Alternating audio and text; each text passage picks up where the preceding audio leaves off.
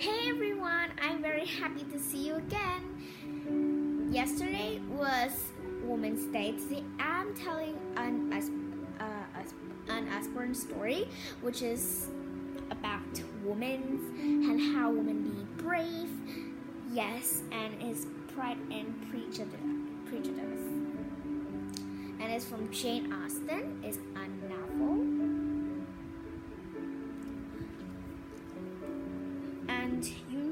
And I tell you about Jane Austen in the Who Was. If you forgot, then go back to that video, which is right. Who was Jane Austen? Who is Jane Austen? And you will know about her. And the story is she wrote this story. So I'm very interested in it. After reading it, it's so good. So I'm going to tell you this. And I don't want to waste our time, so let's get started right now.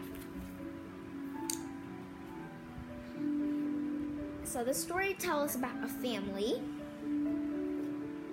which is five sisters, and the first is Jane, then Lizzie, Mary, Kitty, and Lydia. Were dressed in their finest ball gowns, flowers and ribbons through their hair. So they were going to a ball. Hurry, hurry, cried their mother, urging them out of the house. Kitty, do stop coughing. Oh, Jane, how beautiful you look. I'm so glad. It's so important you look your best tonight. So their mother is a little bit haughty, I think. Because, yeah, she's being like that. And they're on their way to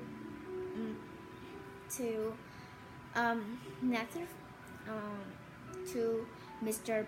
Bingley. He was very rich. So I'm going to tell you about this conversation so you know more about Miss Bingley.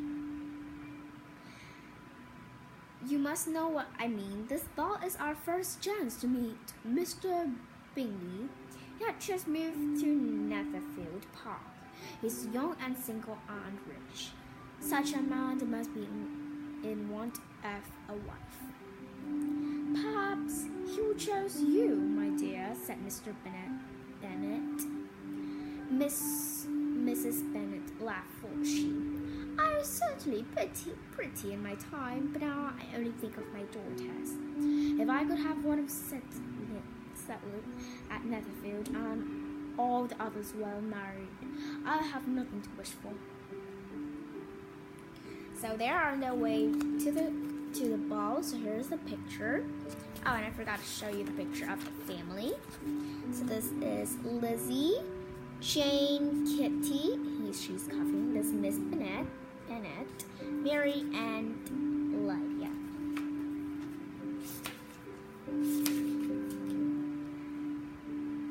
Music wafted out on the night air, and inside the ballroom was alive with excitement and chatter. Candles flickered in their holders, while girls in white dresses danced with soldiers in scarlet coats.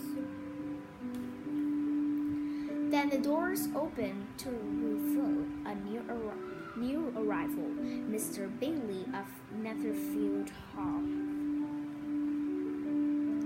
He's so rich, breathed Miss Bennet, and so handsome. Look at his sister. Such elegant dresses. But have you heard, cried her friend Miss Lucas. Mr. Bingley has bought his friend, Mr. Darcy, owner of Pemberley House. He's even richer. You talk of rich, said Mary gravely, but virtue is more important.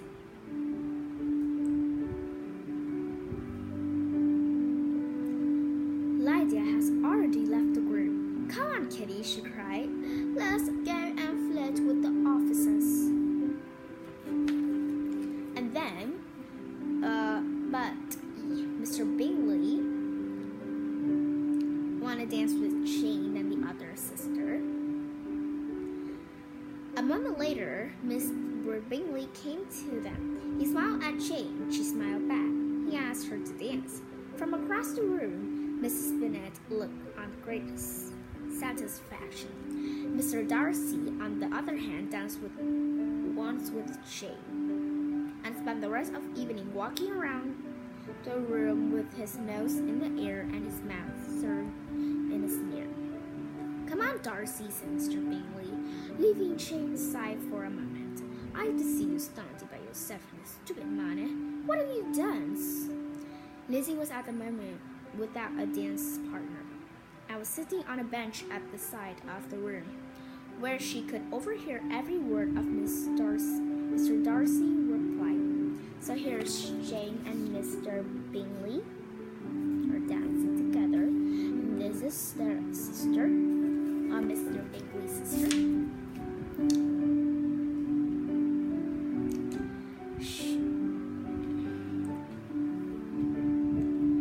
You know, I detest dancing, unless I know my partner particularly well.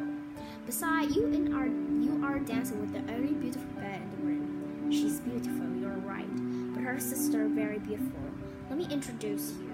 Mr. Darcy glanced at Lizzie, I'm sorry. Catching her eye, he instantly withdrew his own. "She's passable, I suppose, but not pretty enough to tempt me," he said coldly. Poor Lily, comforted Charlotte, to be only just passable.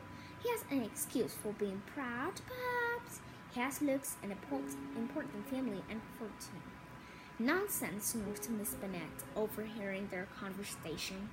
"I saw it all, and I think he's the most disagreeable man.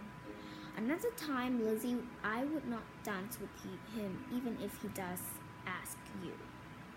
"I believe I can safely promise never to dance with Mr. Darcy," said Lizzie.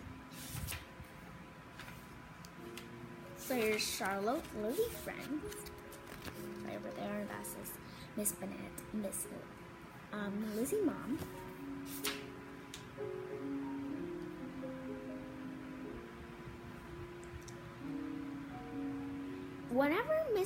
Whenever the Bennets and Mr. Bingley now met, Mr. Bingley always sought out Jane. Lizzie could see that Jane was on her way to falling deeply in love with him. She was surprised to find that Mr. Darcy always seemed to be watching her. "I can't think why," she told her friend Charlotte, "unless he means to criticize me, for he never comes near me, but I like him too little to mind what he thinks of me."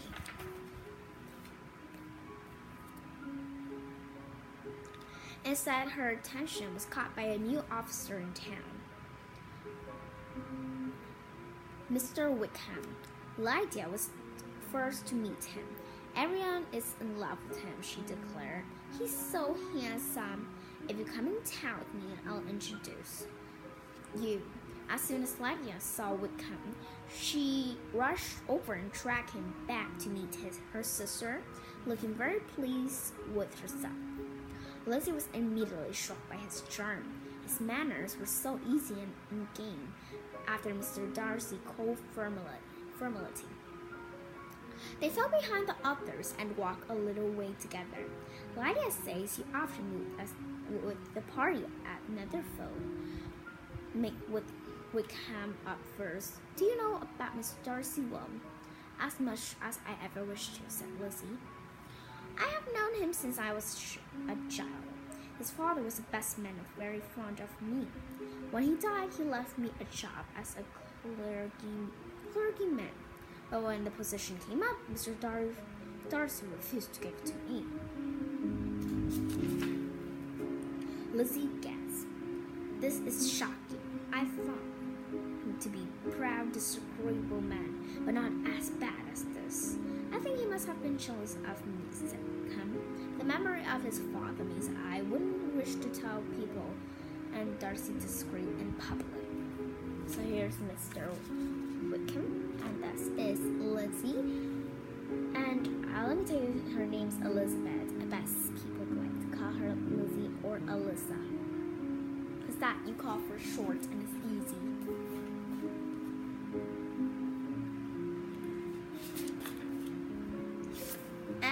there's a second ball, and this time Mr. Darcy asked Lizzie to dance with him. But when they danced, they didn't talk. So Lizzie said, "It was very odd.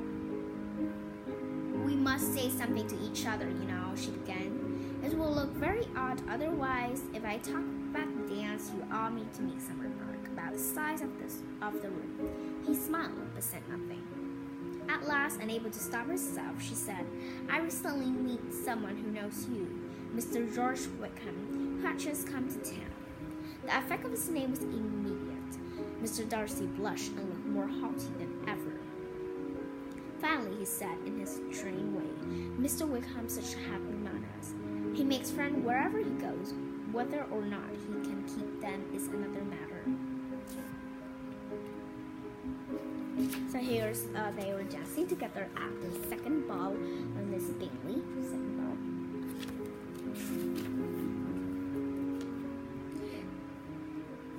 At the dance, the dance got worse for Lizzie. She had to watch Lady and Kitty flirting openly with the officer. Mary was playing the piano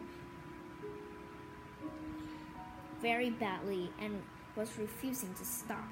Worst of all, her mother was telling everyone as loudly as she could how she would soon have a daughter at Netherfield. Lizzie saw Mr. Darcy watching her family with disdain and wished him 1,000 miles away, because she felt embarrassed. The next morning, a letter arrived from Netherfield for Jane. She turned pale as she read it and quickly left the room. "What is it, Jane?" asked Lizzie. "It's from Caroline Bingley," replied Jane in a quiet voice, her hand shaking slightly as she passed Lizzie the letter. So I'm going to read the letter to you. "My dear friend, we have left for London, and I doubt we shall ever return to Netherfield. We are going to spend much of our time with Mr. Darcy and his delightful sister, Georgiana. She and my brother had always been close, and I hope soon that Miss Darcy and I shall be sisters." So here's the letter. You can read it.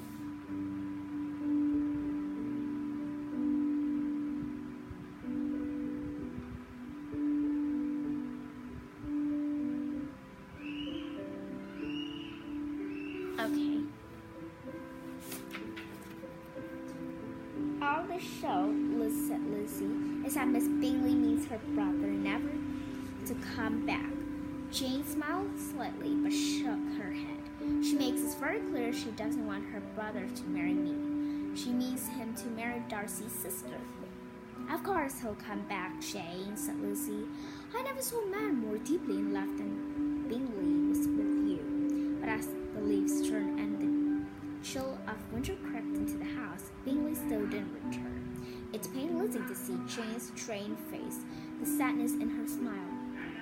To make matters worse, their mother wondered daily that when Bingley would come back. "I try to forget him," Jane told Lizzie, "and not to think of him, but it is so hard when mother speaks up all the time. But I will forget him, she went on, "and be calm and content as before." Lizzie couldn't bear it for Jane any longer. She wrote to the Gardiners, her aunt and uncle in London, asking them to invite Jane to stay, and she thought that would make Jane feel better. Home without Jane wasn't the same. Lizzie saw Wickham often, but he now spent most of his time with a rich young heiress, Mary King. Now that Darcy had left, it became known everywhere that he had done to Wickham. Everybody spoke of their affection for Wickham and their dislike of Mr. Darcy. Then another letter came, this time from her friend, Charlotte Lucas, who had recently married, inviting her to come and stay. Lizzie accepted joy. Charlotte's husband, Mr. Collins, was a vicar in Kent, living in the estate of Lady Catherine de Bourgh, whom he seemed to worship. He talked of nothing but Lady Catherine from morning until night. Her ladyship is wonderfully kind to us, Mr. Collins told her. You're particularly lucky, Elizabeth, for she had invited all us to dine with her tomorrow. So here's the picture. Lizzie was talking with her friends Charlotte and Charlotte's husband, Mr. Collins. I see you are surprised by my choice of husband, said Charlotte, even though Lizzie had tried to hide it. But I was never romantic, you know. I've been only ever wanted a comfortable home. I'm not pretty like you, but you much rather have Mr. Collins than no one. And in the evening, they wait the weather will be better, and then they walked to Miss Lady Catherine Grant's house across the park.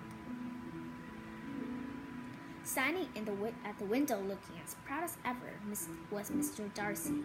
She thought he started a little when he saw her. I have my nephew staying with me, said Lady Catherine haughtily.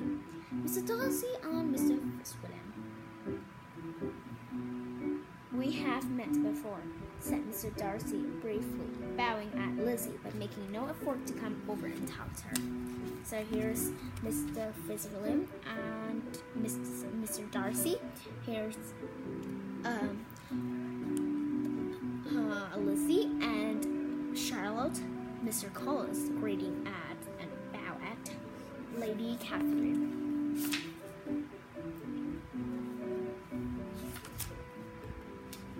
In the evening, Lizzie walked with Mr. Fitzwilliam in the countryside. He stopped when he saw her and began walking along beside her. You're leaving soon, Lizzie asked. Yes, Mr. Fitzwilliam replied. If Darcy doesn't put it off again. And you must wait on him, said Lizzie.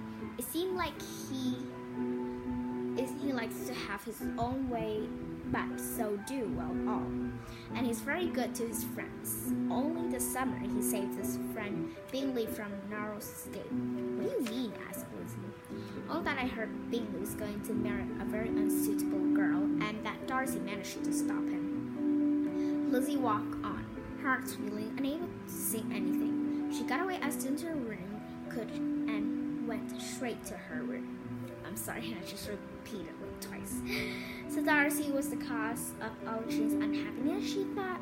It was the reason Mr. Bingley had gone so suddenly and ruined every hope of happiness for her sister. In the evening, the other go out for tea, but Lizzie was unwell, so she stayed in her bed, rereading Jane's letter. Her anger growing as she was reminded of Jane's unhappiness. The doorbell rang, and she went down to see who was calling. To her great amazement, Mr. Darcy was shown in. Hurriedly, he asked how she felt. Then, without a word, began pacing up and down. Suddenly, he turned and spoke to her. I have struggled, but it will not do.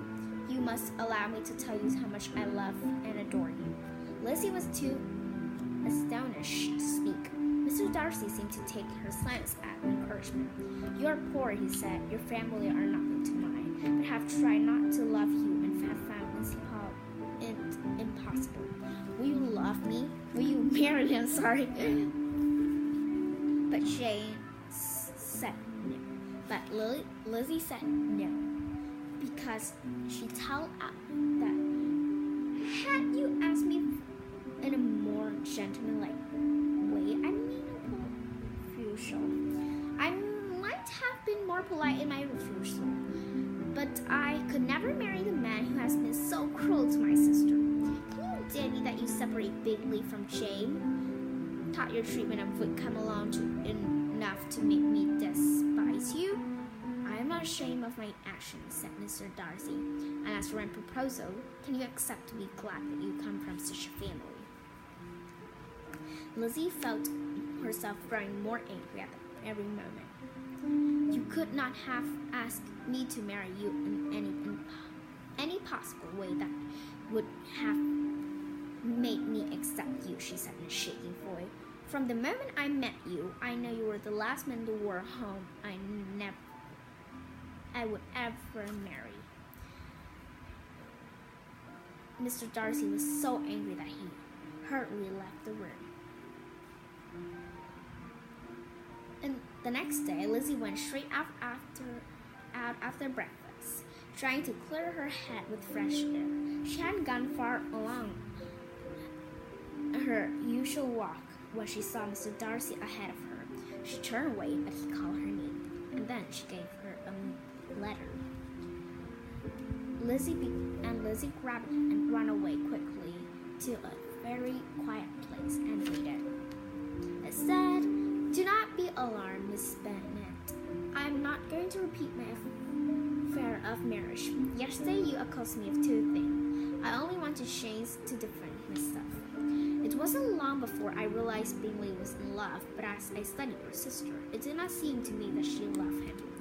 And as I watched your family at the Netherfield ball, I became convinced that Miss Bingley was about to come trapped in a marriage with a suitable family and a girl who did not love him.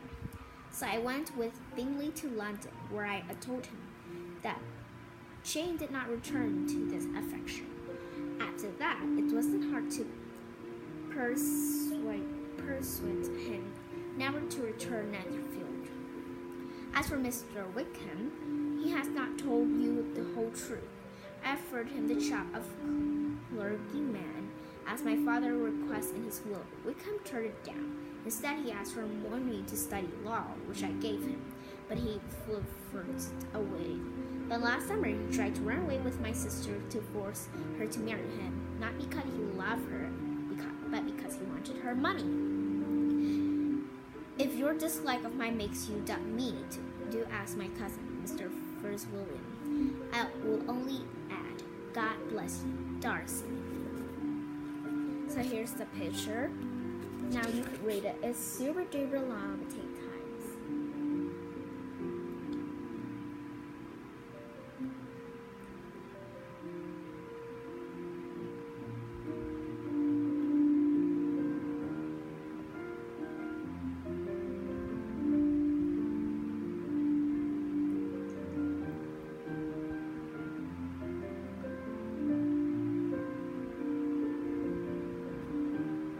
Okay.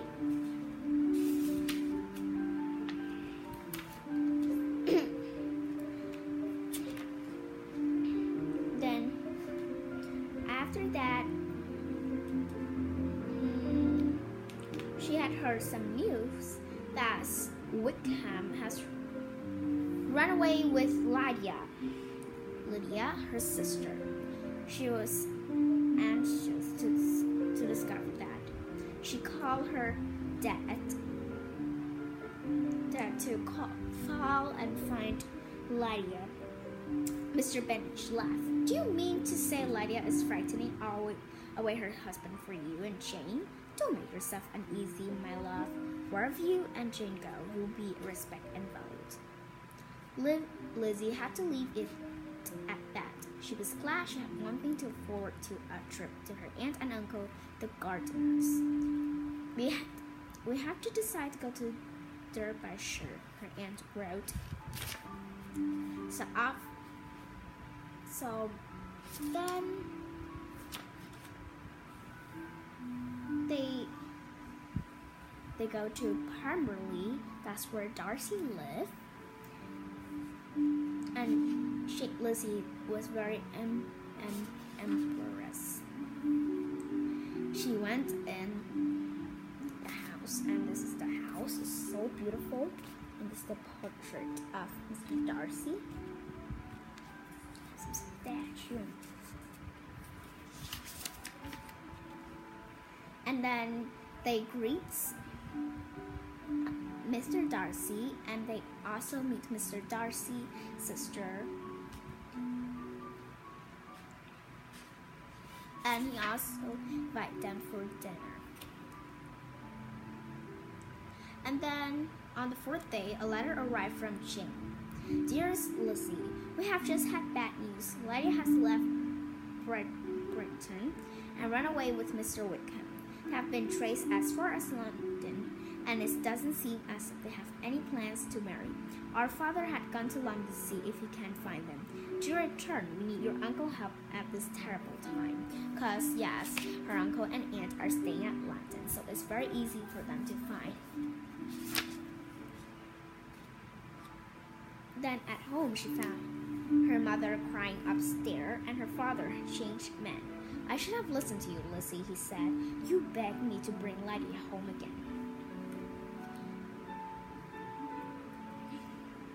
A week later, Jane and Lizzie were walking in the garden when Kitty came running from the house. A letter, she cried. A letter has come from Uncle Gardiner. Lydia and Wickham are to be married. Their mother was so happy. She slipped out of her bed and she said, My dear, dear Lydia, to be married at 16. How delightful. She wore the most beautiful dress and went downstairs. Arms in arm with her husband, she was the same Lydia, wild, noisy, unashamed. You must all congratulate me, she said to her sister, for and you are married and you are not. Even though I am the youngest, I'm not sure we like her way of getting husbands, said Lizzie. But it was such fun, said Lydia. Even though the gardeners looked so stern at our wedding, just like Darcy. Darcy? Cried Lily. Lizzie, I'm just keep on saying Lily. It's Lizzie. Lydia clapped her hand over her mouth. Oh, I wasn't meant to tell you. He was there. He wrenched it all. That means he helped Lizzie and find Lydia. So how does he know it? So when they walked to the house together, they told him the problem that. But he was mad. He frowned.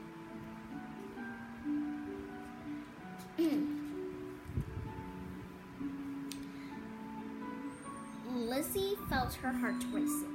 Mr. Darcy had gone to town to search for Lydia and save her from ruin.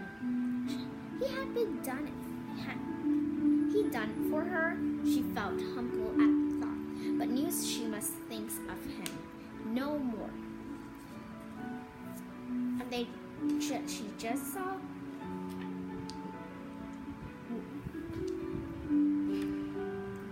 Lydia and Wickham.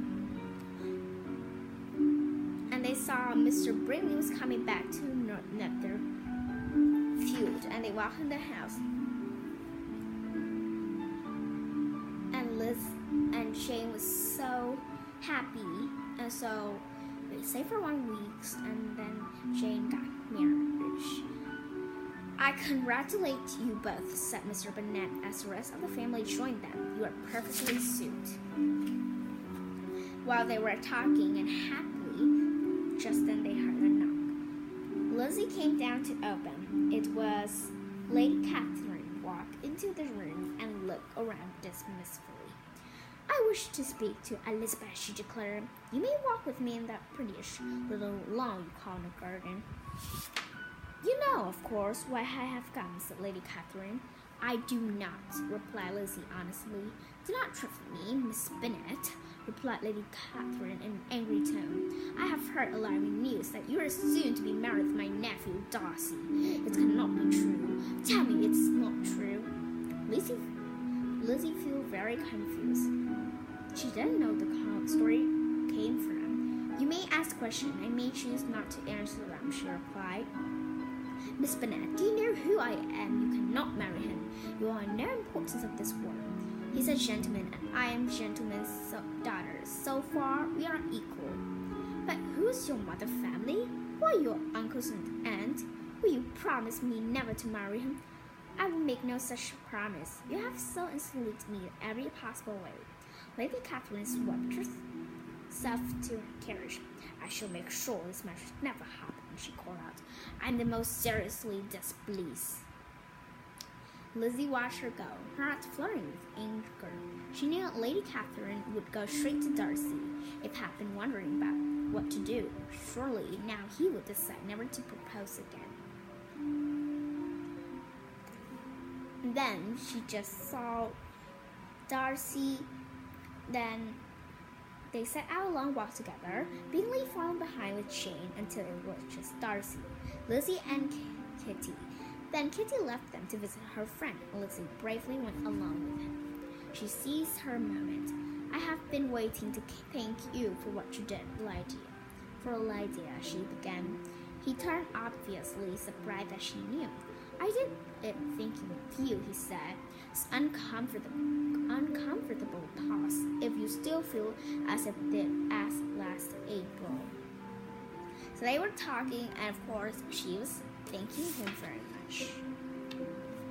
After Darcy had left, Mr. Bennet called to Lizzie to him. I gave my consent at once, he told her.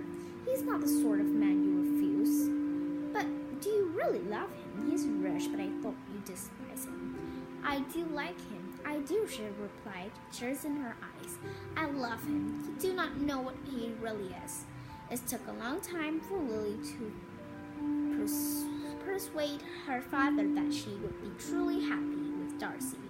At last, he said, is this the case you deserve? He deserved you. I could have had part with you, my Lizzie, for what less worthy. As if she left the room, he added, and if any young men come from Marian Katie, send them in, for I am quite at leisure. Finish! Thank you for watching my video. This is quite a long video because the story, oh my goodness, is so long. You just look at flap it to me. It's a very long book. So I have to tell the rest of them. There are a lot of details in it. But yeah, if you like my video, give it a like, comment down below. If you watch on YouTube, please subscribe. Thank you for watching, and please encourage me by buying my books. There's a long time to see you guys buying my books. Yes, and watch me on YouTube and my new channel, Kid Can Do Anything. Bye for now.